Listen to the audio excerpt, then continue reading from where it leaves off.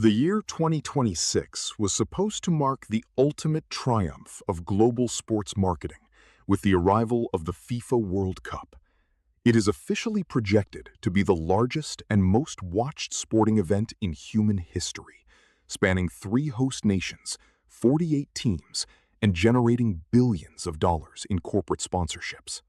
But behind the bright neon lights and the polished promotional videos, a much darker reality is unfolding across North America. Independent urban planners, logistics experts, and high-ranking sports medicine professionals are quietly bracing for a massive catastrophe. Behind closed doors, they are openly predicting a multi-billion-dollar infrastructure collapse. The public is being fed a narrative of perfect preparation and flawless execution. Yet underneath the surface, there are 5 shocking structural flaws that threaten to turn this tournament into a logistical disaster for millions of fans and a dangerous trap for the athletes. The machinery is already moving. The contracts are signed, and it cannot be stopped, even though nobody in the mainstream media is allowed to talk about the final, most hazardous flaw.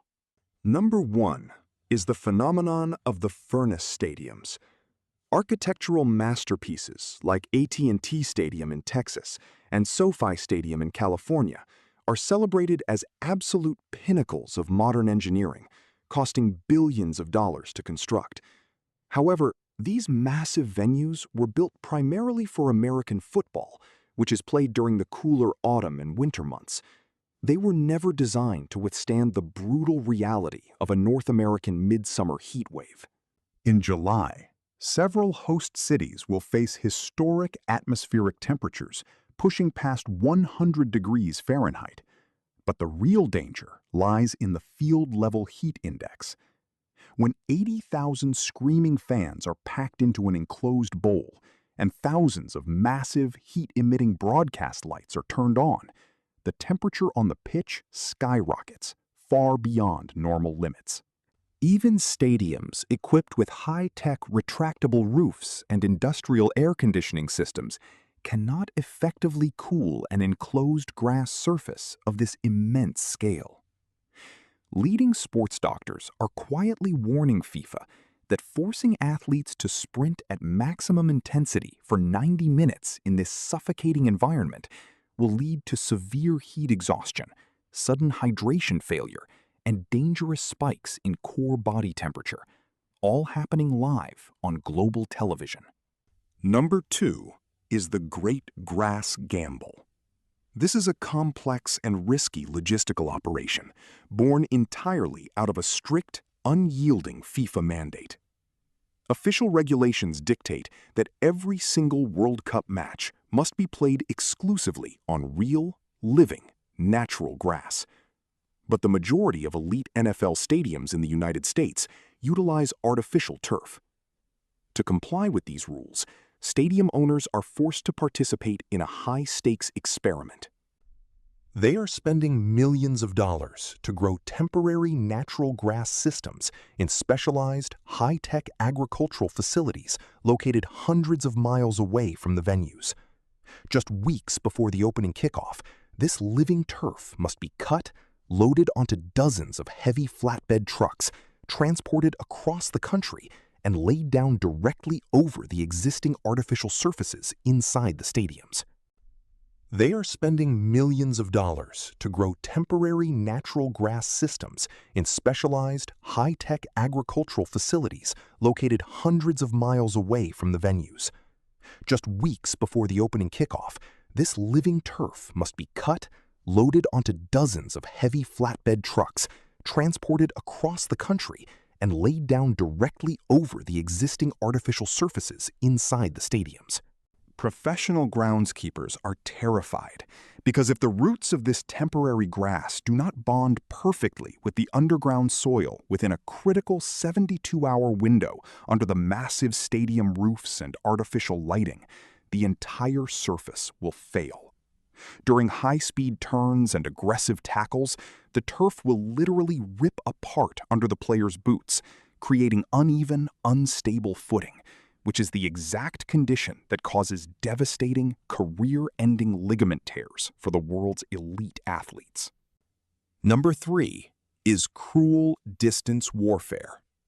To understand the sheer madness of the schedule, you have to look back at previous tournaments, like Qatar, where stadiums were separated by mere miles and accessible by a quick subway ride, or Europe, where high-speed rail networks connect countries effortlessly.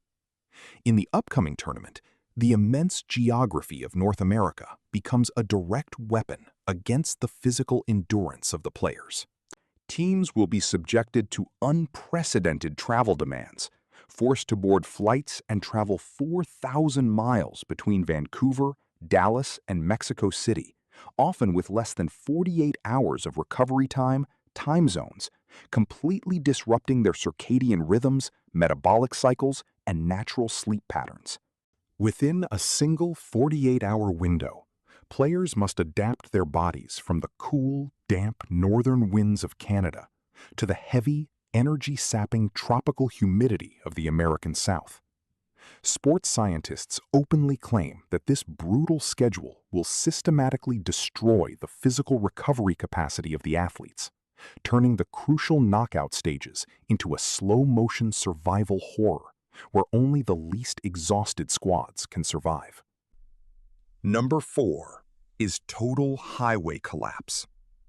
This is the hidden nightmare awaiting millions of international fans who are buying tickets.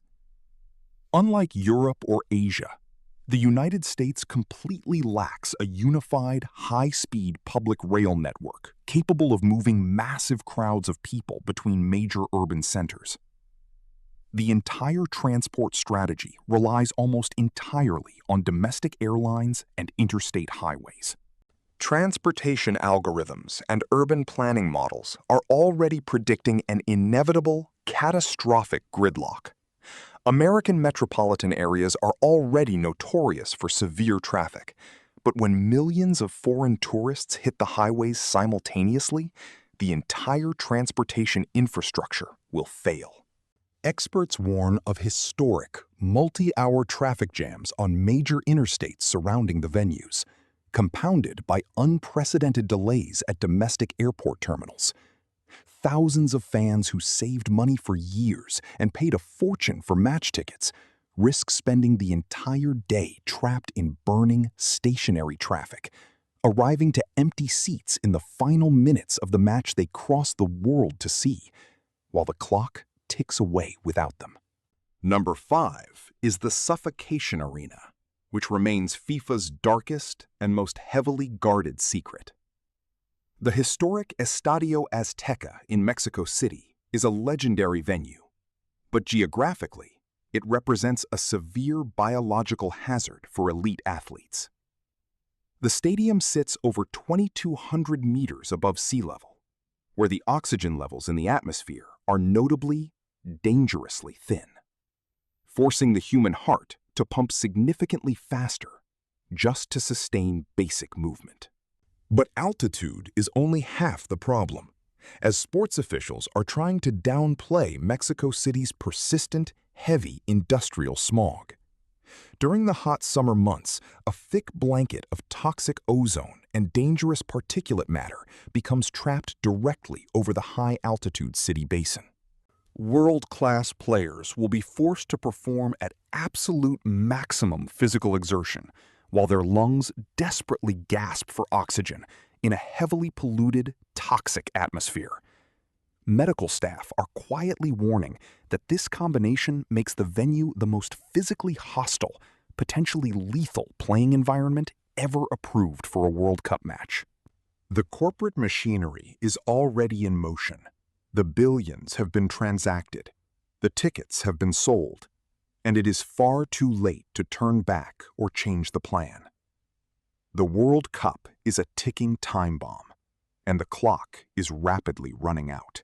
The real question is no longer which country will win the trophy, but whether FIFA can manage to suppress the brewing chaos, or if we are about to witness the spectacular, public failure of soccer as we know it.